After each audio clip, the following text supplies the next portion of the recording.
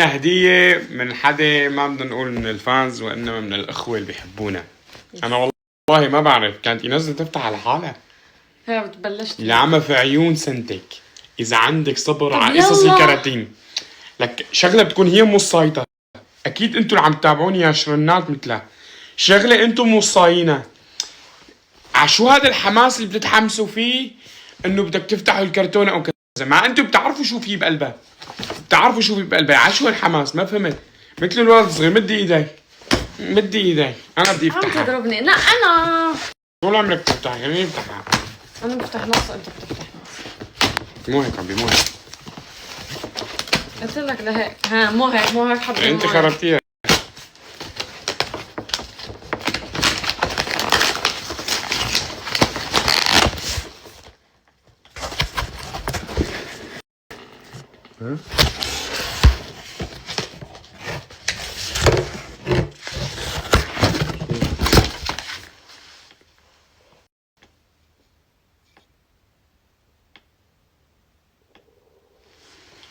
يوه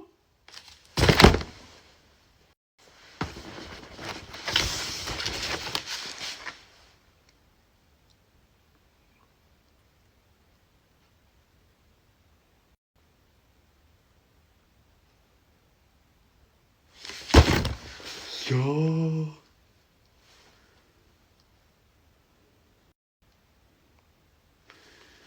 توقعت كل شيء الا هيك.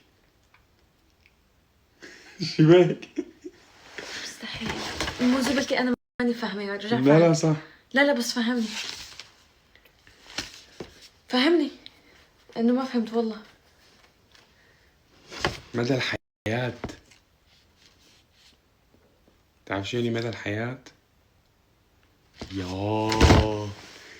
يا أحلى هدية من أول ما بلشنا بالسوشيال ميديا لهلأ هي. الشعر بدني ودمع عيوني.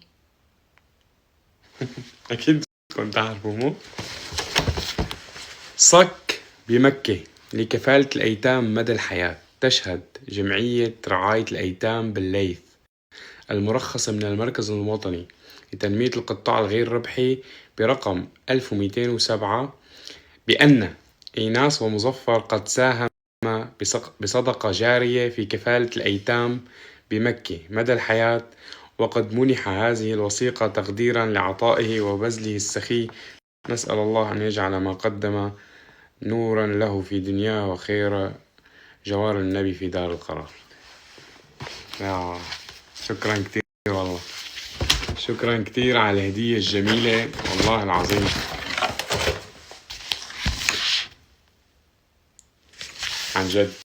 عن جد شكرا. ما عرفت شو بدي اقول، اقسم بالله ما عرفت شو بدي اقول.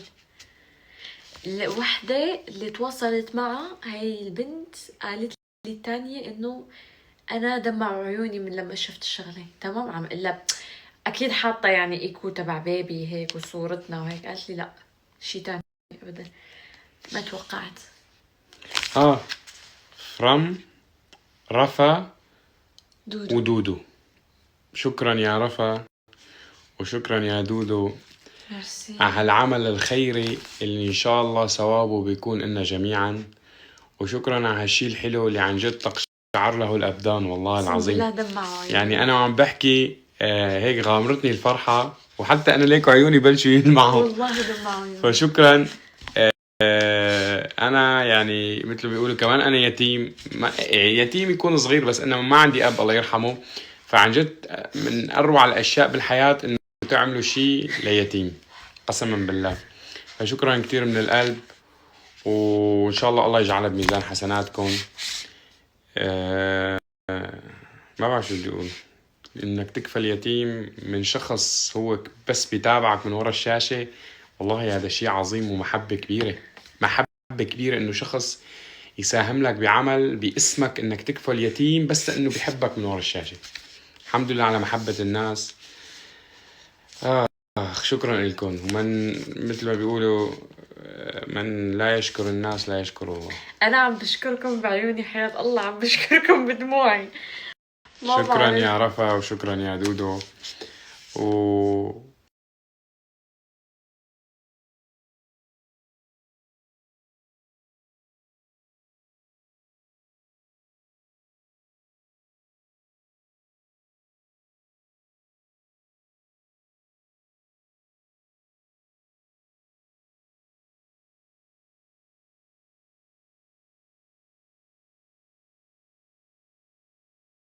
صباح الخير. بونجور. كيفكم؟ ان شاء الله تكونوا بخير.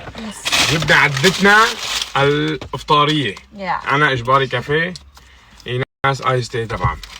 فمجهزين دفتر شو اسمه؟ الأمومة. دفتر الامومه. ليه ما في دفتر أبوبة؟ نعم ظلم، نحن عايشين حياتنا كلها بظلم. مجهزين دفتر الامومه ومنطلقين الى الدكتور مشان شو؟ مشان شو؟ نروح نشوف البيبي. ايه بدنا نروح نطمن عليها. عليها بابا يا رايحين نطمن عليكي بابا. هاتي بابا هاتي. خلص هلا رايحين نطمن عليها. بابا يعني انا بدي اعلمها تقول بابا حبيبي روحي قلبي، مو تقول بابا. هاي بابا من وين جايبها؟ انا اقول لك شيء، دائما تخترعي شيء خارج عن المألوف لبنتك. عندي سؤال للناس اللي جابوا اولاد قبل، انتوا عادي يتغيروا حامكم؟ يعني بتكونوا على المالح وعلى الحامض وهيك شيء بعدين بيصير على الحلو؟ يعني انا انسانه صايره كثير كثير كثير كثير كثير بحب الحلو، يعني بدرجه مو طبيعيه. اجباري، انت ما انت من الاساس تعرفتي علي انا حلو، فانت وحامك رح يجي على الشكل اللي تعرفتي عليه. يعني هي الثقه اللي الله لا يحرمنا منها لاني بحلها صراحه.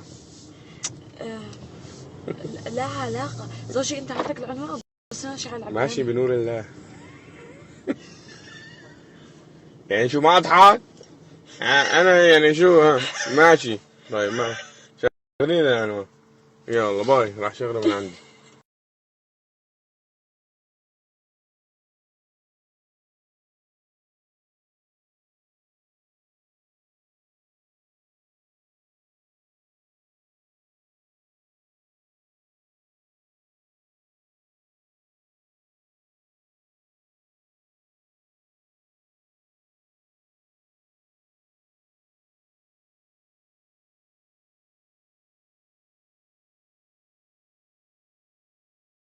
قال اليوم التوقع هو انه الارجنتين وميسي يجيبوا هاتريك.